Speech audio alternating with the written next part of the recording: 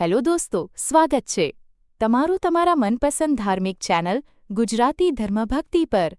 આજે આપણે એક એવી વાત કરીશું જે તમે પણ ઘણીવાર અનુભવેલી હશે।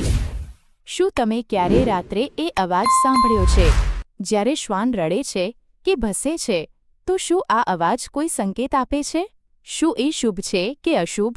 ચાલો જાણીએ શાસ્ત્રો, જ્યોતિષ અને વૈજ્ઞાનિક દૃષ્ટિકોણ પરથી તેની પૂરી સમજણ। ચાલો જાણીએ આગળ।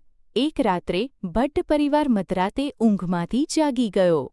બહાર શ્વાનના ઉદાસ અવાજો અને રડવાનો સ્ફટિક-સ્પષ્ટ અવાજ આવતો હતો। દાદીએ તરત જ કહ્યું, "એ અવાજ રામનામ લાવે છે। શું શ્વાન ખરેખર કોઈ દુઃખદ ઘટના સામે ચેતવી રહ્યા છે?" માનવ મન અને અઘોષિત ભય। ઘરના બાળકો ડરી ગયા। માતા પુત્રને પકડીને કહે, "ડર નહીં બેટા, બધું ભગવાનના હાથમાં છે." પણ પ્રશ્ન રહ્યો, શ્વાન કેમ રડે છે? શું તેઓ કંઈ જુએ છે જે આપણે નહીં જોઈ શકીએ? શાસ્ત્રોનો પ્રથમ ઉલ્લેખ। ગ્રંથો પ્રમાણે શ્વાન અપરિહાર્ય ઘટનાઓ પહેલાં ચેતવી દે છે, વિશેષ કરીને જ્યારે શ્વાન ઘરના મુખ્ય દરવાજે ભસે ત્યારે શુકનશાસ્ત્ર એને ઘાતક સંકેત માને છે। શકુન વિજ્ઞાન શું કહે છે શાસ્ત્ર? શકુનશાસ્ત્ર મુજબ જો શ્વાન રડે તો ઘરમાં કલહ, દુઃખ કે ખોટ આવી શકે છે।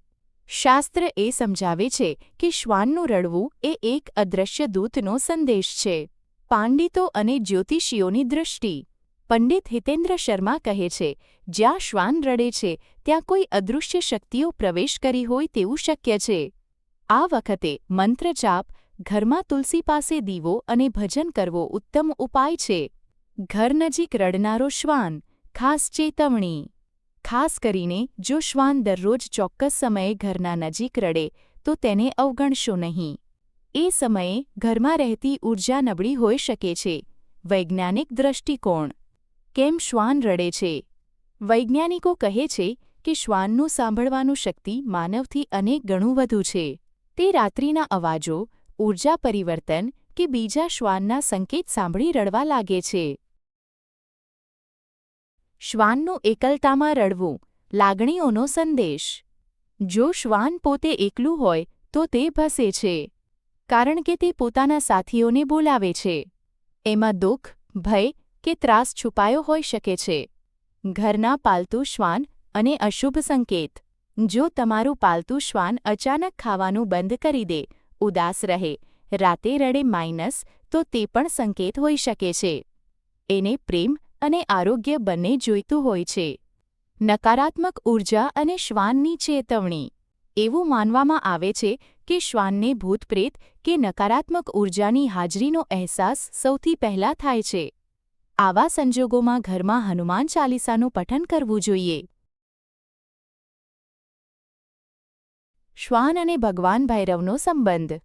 ભગવાન ભૈરવના વાહન તરીકે શ્વાનને ઓળખવામાં આવે છે, એટલે તેનું રડવું એ પણ ભૈરવદેવનો સંકેત માનવામાં આવે છે। સાવધાન થો, જાગો, ઘરમાં કળહ કે બીમારીનો આગાહી સંકેત। જ્યારે ઘરમાં સતત તણાવ, રોગ કે દુઃખ વધે છે ત્યારે પણ ઘરના શ્વાન અશાંત થઈ જાય છે। એ આધ્યાત્મિક રીતે ઘરના પાવનતા નબળી પડે છે। શું કરવું જોઈએ? ઉપાયો જાણો। દરવાજે તુલસીનો દીવો રાખો। ઘરમાં હનુમાન ચાલીસાનું પઠન કરો। શ્વાનને ભોજન આપો, રોટલી અથવા દૂધ। ઘરમાં ગંગાજળ છાંટો, એકાંત ભય ન રાખો, ભક્તિમાં રહેવું શ્રેષ્ઠ છે। ભય નહીં, ભક્તિ રાખો। શાસ્ત્રોમાં લખાયું છે, ભક્તિ એ શ્રેષ્ઠ રક્ષણ છે। કોઈપણ ભયાવહ સંકેતની સામે શ્રદ્ધા અને ભજન એ આપણું સંચાલક બળ છે। અંતિમ શીખ શ્વાનનો અવાજ પણ સંદેશ બની જાય। શ્વાન રડે છે તો ચિંતિત નહીં થવું, પણ જાગૃત થવું જોઈએ।